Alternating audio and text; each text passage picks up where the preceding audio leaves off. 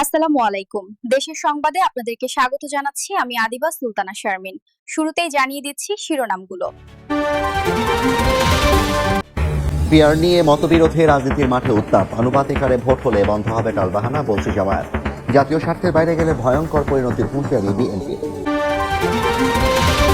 শেখ হাসিনাকে ফিরিয়ে এনে বিচার করা যে কোনো সরকারের নৈতিক দায়িত্ব, ট্রাইব্যুনালে নাহিদ। আওয়ামী দুঃশাসনের বিচার হলে সতর্ক হবে ভবিষ্যতের শাসকরাও, জবানবন্দি পর মাহমুদুর। জেলা প্রশাসকের আশ্বাসে ফরিদপুরে আন্দোলন স্থগিত। রোববারের মধ্যে আসন বহাল না করলে ফের রাজপথে নামার হুঁশিয়ারি। বাগেরহাটে নির্বাচন অফিস ঘেরাও। রাষ্ট্র নির্বাচনের প্রচার প্রচারণায় ব্যস্ত প্রার্থীরা, নানা প্রতিশ্রুতি দিয়ে শিক্ষার্থীদের মন জয়ের চেষ্টা। চাকসুর মনোনয়নপত্র সংগ্রহের শেষ দিনে ভিড়।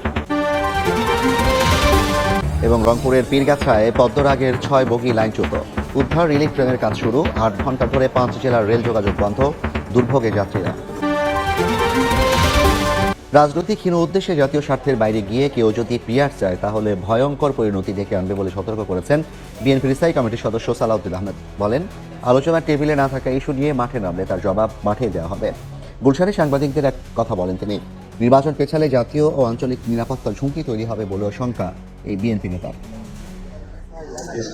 ঐকমত্য কমিশনের বৈঠকে চূড়ান্ত ঐক্যে পৌঁছাতে পারেনি রাজনৈতিক দলগুলো, কিন্তু সরকারের ঘোষণা অনুযায়ী ফেব্রুয়ারিতে নির্বাচন সামনে রেখে চলমান আলোচনার মধ্যেই সংখ্যানুপাতিক বা পিআর পদ্ধতির নির্বাচন দাবিতে আন্দোলনে যাচ্ছে জামায়াত ইসলামী সহ বেশ কয়েকটি ইসলামী দল। সাম্প্রতিক পরিস্থিতি নিয়ে গুলশানে নিজ বাসায় সাংবাদিকদের সঙ্গে কথা বলেন বিএনপির স্থায়ী কমিটির সদস্য সালাউদ্দিন আহমদ। তার মতে, রাজনৈতিক হীন উদ্দেশ্যে জাতীয় স্বার্থের বাইরে গিয়ে পিআর এর দাবি ভয়ঙ্কর পরিণতি ডেকে আনবে। রাজনৈতিক হীন উদ্দেশ্যে অথবা কিছু আসন বেশি প্রাপ্তির উদ্দেশ্যে যদি আমরা একটা অস্থিতিশীল রাষ্ট্র ব্যবস্থা, সরকার ব্যবস্থা, সংসদীয় ব্যবস্থার দিকে যাই, তাহলে এটা আমাদের জাতীয় জীবনের জন্য একটা ভয়ঙ্কর পরিণতি নিয়ে আসবে ভবিষ্যতে। সেই জন্য আমরা এই পিআর পদ্ধতিকে প্রত্যাখ্যান করি। আমরা সেটার বিপক্ষে আমাদের যে বক্তব্য, আমরাও সেটা মাঠে দেব। ঘোষিত সময়ে আগামী নির্বাচন না হলে জাতীয় ও আঞ্চলিক নিরাপত্তা নিয়ে শঙ্কা তৈরি হবে বলেও জানান বিএনপির এই নেতা। যদি আমরা স্থিতিশীল রাজনৈতিক সরকার প্রতিষ্ঠা না করতে পারি জাতীয় সংসদ নির্বাচনের মধ্যে দিয়ে নির্দিষ্ট সময়ের মধ্যে, সেই ক্ষেত্রে জাতীয় নিরাপত্তা হুমকির মধ্যে পড়বে তা নয়, এখানে আঞ্চলিক নিরাপত্তার বিষয়টি জড়িত হয়ে যেতে পারে। কোন রাজনৈতিক দল নিষিদ্ধের সিদ্ধান্ত বিচারিক প্রক্রিয়ায় সম্পন্ন হওয়া উচিত বলে মনে করেন সালাউদ্দিন আহমদ। বিচারিক প্রক্রিয়ার মধ্য দিয়ে কোনো রাজনৈতিক দলকে রাজনৈতিক দল হিসাবে নিষিদ্ধ করার যে বিষয়টি সেটা নির্ধারিত হোক। নির্বাহী আদেশের মধ্য দিয়ে যদি আমরা রাজনৈতিক দলের নিষিদ্ধ চাই, তাহলে সেটা হবে একটা ভয়ঙ্কর চর্চা। জাতীয় সংসদ ছাড়া সংবিধান সংশোধন করা যাবে না বলেও সাফ জানান বিএনপির এই নেতা। পিয়ার পদ্ধতিতে ভোট হলে টালবাহানা বন্ধ হবে বলে মন্তব্য জামায়াত ইসলামীর। আলোচনার মাধ্যমে জনগণের মতের প্রতিফলন হবে বলেও আশাবাদী দলটি। অন্যদিকে আনুপাতিক হারে ভোটের দাবিতে অনড় ইসলামী আন্দোলনও। একই সঙ্গে নির্বাচনের আগে জুলাই সনদের আইনি স্বীকৃতি চায় দলটি। পিআর পদ্ধতিতে জাতীয় নির্বাচন, জুলাই সনদে আইনি ভিত্তিসহ বেশ কিছু দাবিতে রাজধানীর বাসাবো খেলার মাঠে ইসলামী আন্দোলনের গণসমাবেশ। এতে অংশ নেন দলের কেন্দ্রীয় নেতারা। সোমবার বিকেলে গণসমাবেশে আসন্ন জাতীয় নির্বাচন সামনে রেখে পিআর পদ্ধতিতে ভোট এবং নির্বাচনের আগেই জুলাই সনদে আইনি স্বীকৃতি দাবি করেন ইসলামী আন্দোলনের আমির মুফতি সৈয়দ মোহাম্মদ রেজাউল করিম। আমাদের এই নির্বাচনের আগেই জাতীয় আমাদের এই জুলাই সনদের আইনি স্বীকৃতি দিতে হবে। আর একটা দাবি আমাদের মৌলিক হলো পিআর পদ্ধতিতে নির্বাচন হতে হবে। পিআর পদ্ধতির নির্বাচনের মাধ্যমে ফ্যাসিস্ট চরিত্রের সরকার তৈরি হওয়ার সুযোগ থাকে না। এদিন জামায়াত ইসলামের শীর্ষ নেতাদের সঙ্গে সাক্ষাৎ করেন ইউরোপিয়ান পার্লামেন্টের উচ্চ পর্যায়ের প্রতিনিধি দলের সদস্যরা। ঢাকা ইউরোপিয়ান ইউনিয়নের দূতাবাসে বৈঠক শেষে সাংবাদিকদের সঙ্গে কুশল বিনিময় করেন জামায়াতের আমির। ইউরোপিয়ান ইউনিয়নের ডেলিগেশনের সাথে একটা ফ্রুটফুল বৈঠক হয়েছে। পরে আনুষ্ঠানিকভাবে ব্রিফ করেন দলটির নায়েবে আমির সৈয়দ আব্দুল্লাহ মোহাম্মদ তাহের। বলেন, বৈঠকে নির্বাচন পদ্ধতি সংস্কার নিয়েও আলোচনা হয়েছে। ডাকসু এবং জাকসু নির্বাচন নিয়ে যে টালবাহানা হয়েছে, পিআর হলে জাতীয় নির্বাচনে এসব হবে না। সবাই উদার মানসিকতা দেখালে আলোচনার মাধ্যমেই জনগণের মতের প্রতিফলন হবে বলেও আশা প্রকাশ করেন তিনি। জাকসু নির্বাচনে যে নাটক হয়েছে 48 ঘন্টারও বেশি সময় ধরে রেজাল্ট দেওয়ার ক্ষেত্রে তারা সেখানে গড়িমসি করেছিল, এটা তো সকলের চোখের সামনে বিদায় ফল উল্টাতে পারেনি, কিন্তু অ্যাটিটিউডটা তো রয়ে গেছে ফলটা উল্টে দেওয়ার। তো এটা তো জাতীয় নির্বাচনে হওয়ার আশঙ্কা আছে। পিআর সিস্টেম যদি হয় সেখানে এককভাবে কোনো ক্যান্ডিডেট থাকবে না কোনো এলাকায়, এবং সে একাই কেন্দ্র দখল করার ইন্টারেস্ট হারিয়ে ফেলবে, টাকা দিয়ে কেন্দ্র হারিয়ে ফেলবে।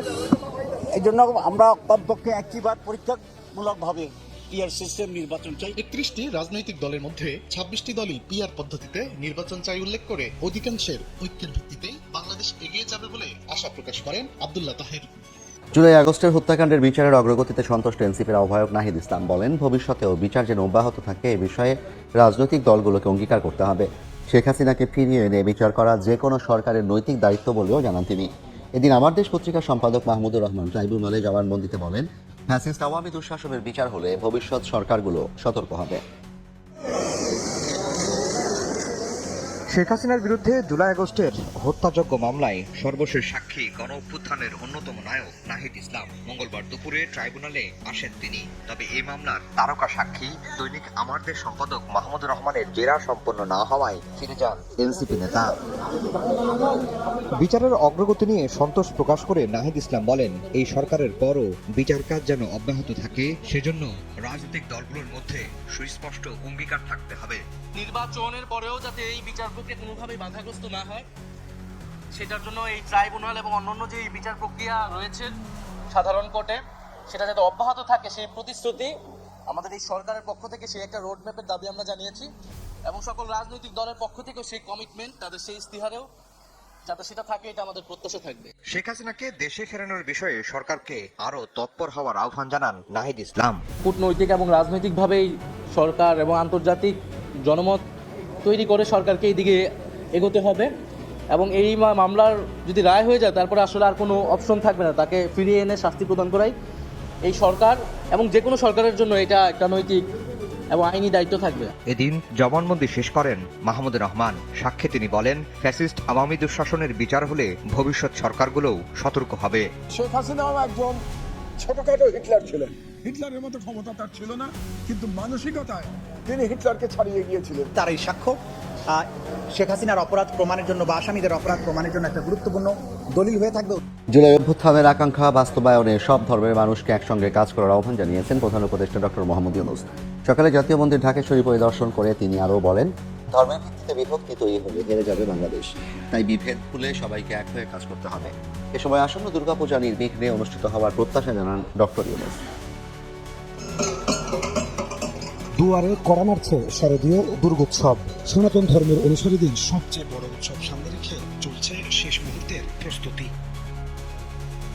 দুর্গাপূজা আয়োজনের খোঁজ খবর নিতে মঙ্গলবার বেলা 11টার দিকে ঢাকেশ্বরী জাতীয় মন্দির পরিদর্শনে যান প্রধান উপদেষ্টা ডক্টর মোহাম্মদ ইউনূস। এ সময় তাকে স্বাগত জানান মহানগর পূজা উদযাপন কমিটির নেতারা।